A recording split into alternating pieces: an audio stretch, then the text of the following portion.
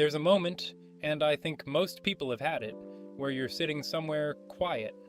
Maybe it's late, maybe you just got paid, maybe everything on paper looks fine, and you feel absolutely nothing. Not sad, not happy, just empty. Like you went through the entire day on autopilot and now you're lying there asking yourself, what was any of that for? That moment scared me the first time it happened. Because I wasn't broke, I wasn't failing. By every standard that my generation was handed, I was doing what I was supposed to do. And somehow that made it worse. I grew up watching everyone around me chase the same thing. Money, security, the number in the account, the salary, the promotion, the apartment with the nice countertops. I'm not judging that. I chased it too. Hard. I told myself that once I hit a certain point, once I had enough, I'd finally feel something real. Like the feeling would come with the achievement, like life would click into place the moment the financial pressure lifted. And here's the thing nobody warned me about. It doesn't. I remember this one night. I was 23. I'd just closed a deal that I'd been working on for weeks. Real money. More than I'd seen at once at that point in my life. I sat in my car in a parking garage for probably 20 minutes just staring at the confirmation on my screen. And I kept waiting for the feeling. You know the feeling, I mean. The one they show in movies. The relief. The joy. The moment where everything feels worth it. It didn't come. I called my best friend, told him about the deal. He was hyped for me. Said all the right things. And I laughed along. Because what else do? You don't tell someone, hey, I just made the most money I've ever made and I feel like a hollow shell of a person. That's not a sentence most people know how to respond to. So I drove home, made food I didn't taste, watched something I don't remember, and went to sleep. And woke up the next morning to do it all over again.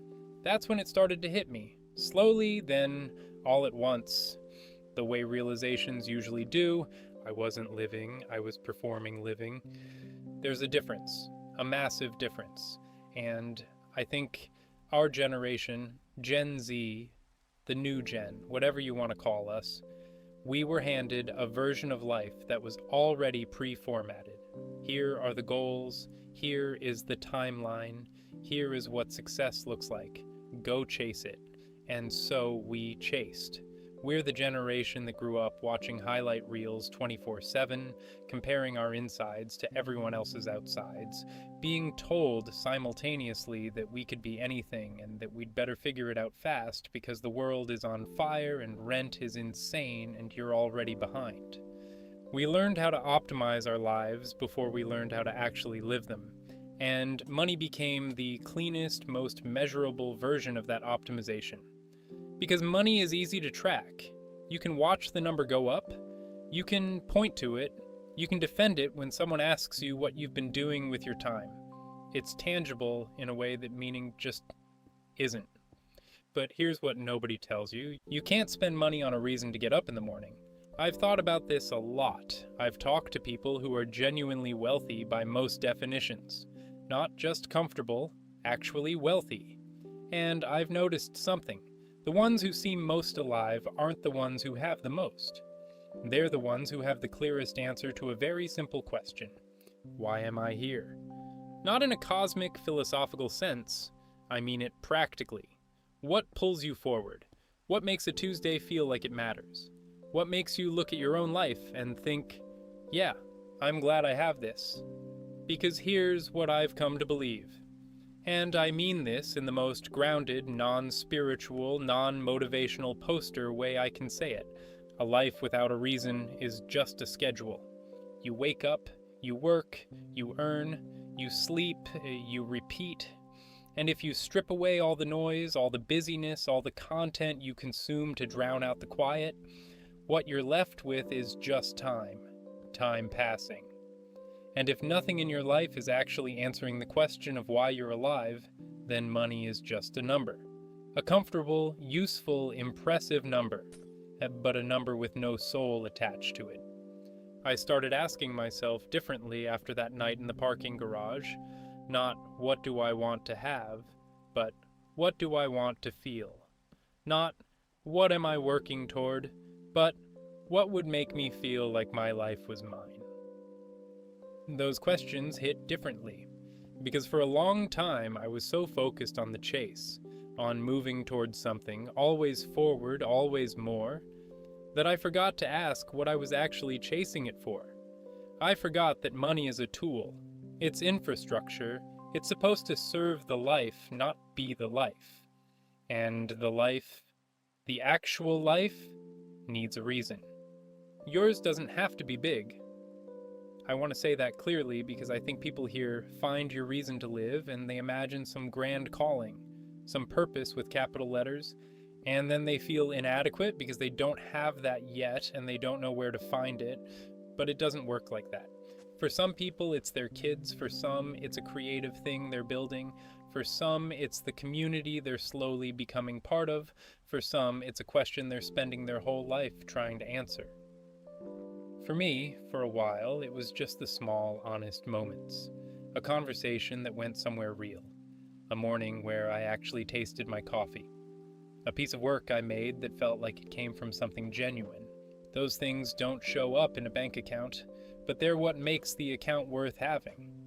I think about our generation a lot. We came of age in a time when everything was loud and fast and anxious, when the economy was unpredictable and the future felt like a door that might not open for us the way it opened for the people before us, and in that environment, money started to feel like the only solid ground, the only thing you could actually hold on to. So of course we chased it, of course it became the metric. But I think underneath all of that chasing, underneath the hustle content and the 5-year plans and the side hustles and the LinkedIn updates, underneath all of it, there's this quiet ache that a lot of us are walking around with. The ache of not knowing why. Not why we work. We know why we work. But why we're here. What we're actually building toward. What any of this is in service of. And I think that ache is worth listening to. Not numbing, not optimizing away, actually listening to. Because that ache is telling you something. It's telling you that you haven't found your reason yet, and it's asking you to chase that, not instead of stability, not instead of building something financially real, but alongside it, as the thing that gives all the rest of it meaning. Money without meaning is just survival with a better view. And you deserve more than survival. Your generation deserves more than survival. We've been handed enough fear already, enough pressure, enough you should have started yesterday. What we need now, what I needed, is permission to ask the deeper question. Not just, how do I make more? But, what am I living for? Because here's the truth I keep coming back to.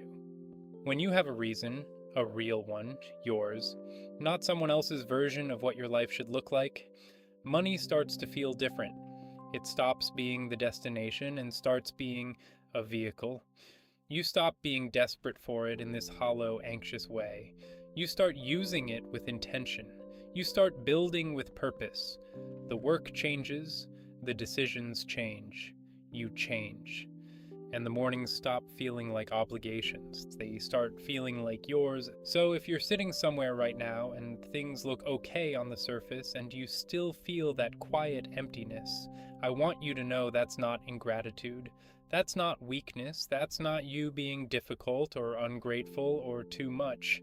That's just a person who hasn't found their reason yet. And the only question worth spending your energy on is what that reason might be.